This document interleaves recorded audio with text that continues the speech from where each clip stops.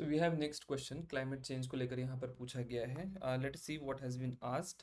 So the scientific view is that increase in the global temperature should not exceed 2 degrees Celsius above pre-industrial level. If the global temperature increases beyond 3 degrees above the pre-industrial level, what can be the possible impact on the real world. ठीक है, तो एक basic जो जानकारी होती है आपके static sources में भी अवेलेबल होगी, करंट अफेयर्स में भी ये कंटिन्यूसली आते रहेगा.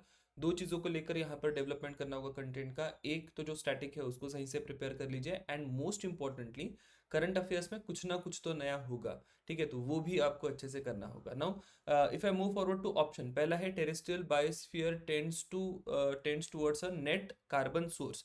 तो अगर मान लीजिए टेम्परेचर बढ़ गया तो जो टेरेस्ट्रियल बायोस्फीयर है वो कार्बन सिंक के जगह कार्बन सोर्स बनेगा. करेक्ट है. ठीक है, कार्बन सिंक्स वो होते हैं जो कार्बन को स्टोर करते हैं, कार्बन सोर्स वो होंगे जो कार्बन को रिलीज करेंगे. Wide spread coral mortality will occur, that is also true. ठीक है, कोरल मोर्टेलिटी भी बड़े पैमाने पर होती हुई दिखाई देगी.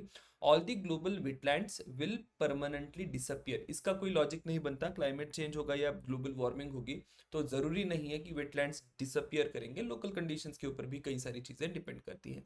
Cultivation of cereals will not be possible anywhere in the world.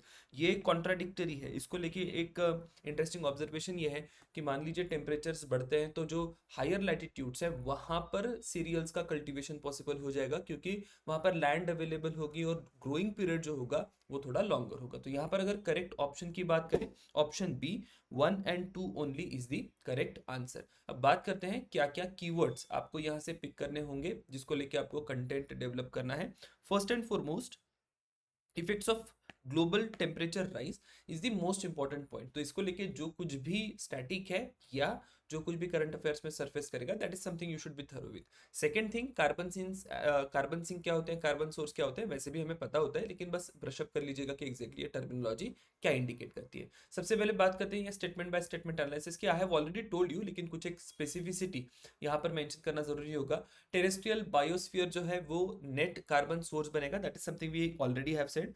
Mortality के बारे में कोरल्स की दिया गया है. तो मान लीजिए टेम्परेचर्स 3 डिग्री सेल्सियस से ज़्यादा हो जाएंगे तो वर्ल्ड वाइड 90% कोरल रीफ जो है दे विल फेस मोर्टेलिटी. तो ये बहुत ही एक बड़ी समस्या यहाँ पर बनकर आ सकती है. वेटलैंड्स को लेके I have already told you कि एग्जैक्टली क्या सिनारियो होगा.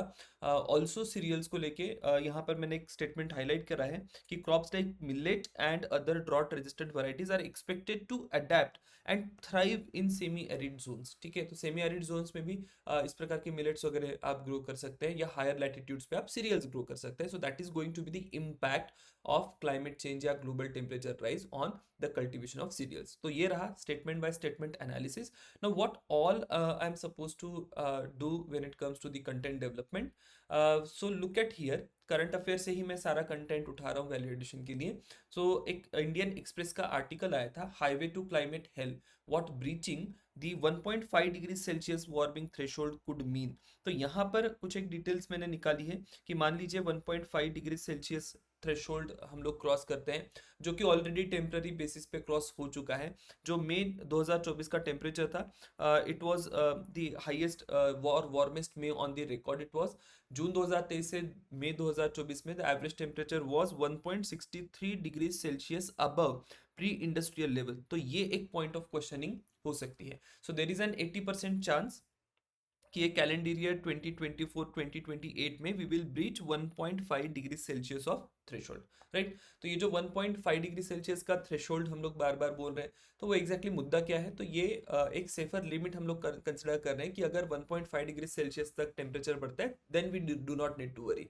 मान लीजिए 2 डिग्री सेल्सियस तक बढ़ता है तो भी शायद हम चीज़ें हैंडल कर सकते हैं. That is something which comes out of Paris agreement 2015 के. लेकिन अगर उसके ज़्यादा या उससे ऊपर टेम्परेचर राइज होते हैं तो then there will be critical issues. So यहाँ पर breaching this limit risk sea level rise, intense weather events, coral bleaching, climate tipping point. Tipping point की यहाँ पर बात करी गई है. सो टिपिंग पॉइंट का मतलब ये होगा कि आप ऐसे टेम्परेचर राइज पर पहुंच गए हैं, अब उसके बाद आप कुछ नहीं कर सकते. ठीक है, जैसे कि हमने कहा कि 1.5 तक है तो वी कैन लाइक की deal with the situation. 2 degree Celsius तक भी हम लोग कुछ एक चीज़ें करके कुछ एक एफर्ट्स लेके वी कैन डू इट, लेकिन tipping point will be like कि जैसे ही आप एक पर्टिकुलर मार्क ब्रीच कर दें उसके बाद अनकंट्रोल्ड इवेंट्स होना शुरू हो जाएगी and we will not be in a position to handle that situation. तो इस प्रकार से we are headed towards the tipping point. Now impact क्या है वार्मिंग के, हीट वेव्स के बारे में हम लोग ऑलरेडी बात कर चुके हैं, कोरल ब्लीचिंग टिपिंग पॉइंट आ जाएगा एंड एल नीनो इफेक्ट भी कंट्रीब्यूट करता है इन सारी ही चीज़ों में। तो एल नीनो लाइक कि उसका इम्पैक्ट बड़ा ही इंटरेस्टिंग है। जैसे ही क्लाइमेट चेंज हो रही है, ग्लोबल वार्मिंग हो रही है, तो एल नीनो की फ्रीक्वेंसी बढ़ रही है और एल नीनो जब जब होता है तब तब टेम्परेचर राइज भी देखा गया है। Global temperatures are higher when there are El Nino years. तो ये एल नीनो एक कपल्ड फिनोमिना आप देखेंगे when it comes to the event of global warming. तो ये तो रहा इस पर्टिकुलर आर्टिकल को लेकर। नाउ आई ऑल्सो हैव एक वर्ल्ड मेट्रोलॉजिकल ऑर्गेनाइजेशन का रिपोर्ट है कि green house gas emission surge to new record in 2023। So हुआ ये है the global average surface concentration of carbon dioxide ये 420 ppm तक पहुंच गया है। और इसमें भी इंपॉर्टेंट चीज जो आपको रीड करनी होगी तो वो ये है कि the last time earth experienced इस प्रकार का कार्बन डाइऑक्साइड का कॉन्सेंट्रेशन वो था 3 से 5 मिलियन साल पहले। और उस समय पे जो टेम्परेचर्स थे they were 2 to 3 degree Celsius higher and इसी टेम्परेचर राइज का इम्पैक्ट आपको दिखाई देगा 10 to 20 meters higher sea levels हुआ करती थी। So this can also be then be the question कि ठीक है अभी तो 420 ppm हमारा कार्बन डाइऑक्साइड का कॉन्सेंट्रेशन है, but last time when was this type of concentration observed. So that is something you will need to prepare with. ये मैंने एक चार्ट यहाँ पर एक इन्फोग्राफिक्स डाल के रखा है, just go through this infographics. बहुत ही ऑप्टिमिस्टिक सिनारियो में कुछ भी हो जाए तो जो टेम्परेचर राइज है it is going to be 1.9 degree Celsius. Then जो भी प्लेजेस और टारगेट्स है हमारी जो NDCs है 2030 तक जो हम लोग टारगेट कर रहे हैं, अगर वो हम फुलफिल करते हैं even then 2.1 degree Celsius temperature जाएगा ही जाएगा। मान लीजिए और थोड़ा एफर्ट लेंगे वी सॉरी और हमारे एफर्ट में कमी आएगी तो 2.6 डिग्री सेल्सियस तक टेम्परेचर राइज हो सकता है। और जो चल रहा है फिलहाल जो भी कंडीशन है जैसा चल रहा है वैसे ही चलते रहेगा।